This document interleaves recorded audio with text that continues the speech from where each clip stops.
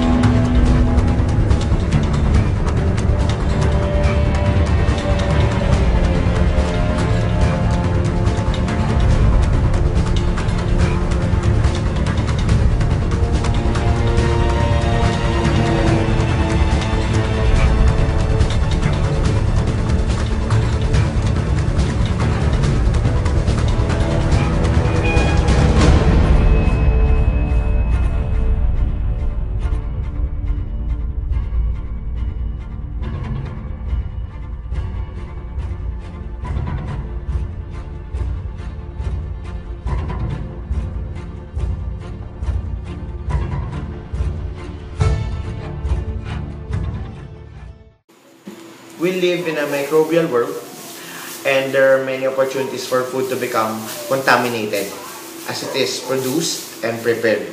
So there's this what we call normal flora, wherein our body has living microorganisms and it is non-replicating and controlled in amount. So it's normal for living organisms to be inside our body. But then at our outside environment, there are also other strains of living microorganisms, which when ingested by humans becomes replicating in our body, and it will be opportunistic, and it will be plenty enough to be opportunistic and cause harm to us. So it will make us sick, and by being opportunistic, you need to have low resistance, because when our body has high resistance level, then we are capable of acquiring diseases even though living microorganisms from outside environment entered our body. So plainly, that's it.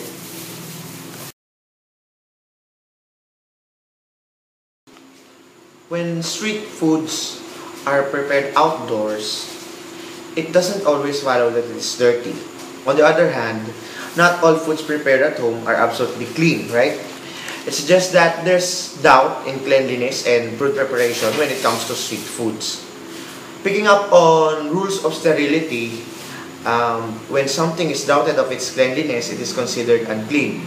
So we cannot safely say that street foods are dirty foods, and we cannot also be sure that all street foods are considered clean.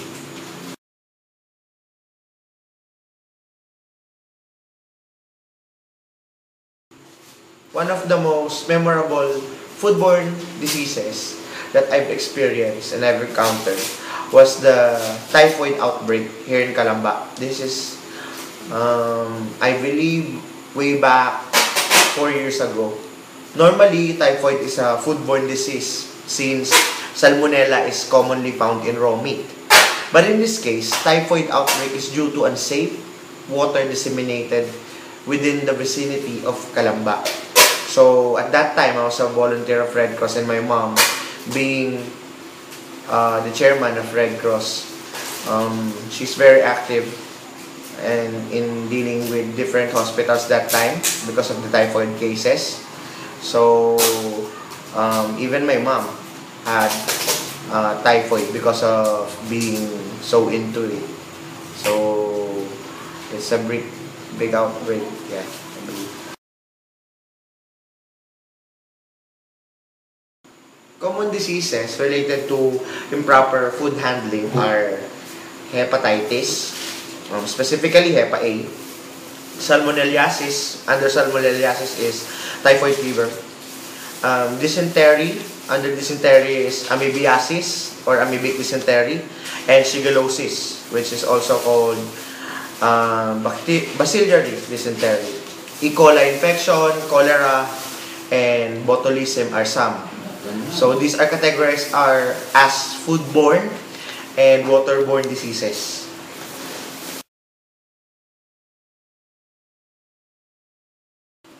There can never be a safe age range to be said of having great risk of foodborne diseases, since improper food handling practices can occur even at home. So, but there's this group of people which are vulnerable of having diseases. So there's this extremes of ages wherein super young and super old, so they are at risk of having diseases. They are prone of having more to diseases, because when you are too young, you have underdeveloped immune system, but when you are too old, you have worn immune system. So that's it. Then we have clean. So this is about washing procedure. So we should rinse fresh fruits and vegetables in running tap water to remove visible dirt and grime. We should remove and discard the outermost leaves of a head of lettuce or cabbage. So bacteria can grow well on the cut surfaces of fruits and vegetables. So let us be careful not to contaminate these foods while slicing them up on the cutting board, and avoid leaving cut procedure at room temperature for many hours. So it's either we refrigerate them or we will cook them. Chill and cook. Okay? Don't be a source of foodborne illnesses yourself. Wash your hands with soap and water before preparing food. Avoid preparing food for others if you yourself have a diarrheal illnesses. And changing baby's diaper while preparing food is a bad idea that can be easily spread through oral fecal route. So when you say oral fecal route, it regards oral ingestion by mouth, and fecal or other bacteria that can be harbored by our hands as we eat and we do not wash our hands carefully. So next is we must separate. Don't cross-contaminate one food with another. We should avoid cross-contaminating foods by washing hands, utensils, and cutting boards after they have been in contact with raw meat or poultry and before they touch another food. You should put cooked meat on a clean platter, rather back on one that held on raw meat. And the last one is report. So we will report suspected foodborne illnesses to our local health department. So we have our city health office, so we can contact them for other information, for other suspected foodborne diseases which can become endemic, epidemic. The local public health department is an important part of the food safety system. Often calls from concerned citizens are how outbreaks are first detected. A public health official contacts you to find out more about the illnesses that you had. Your cooperation is important. In public health investigators, it can be as important to talk to healthy people as to ill people.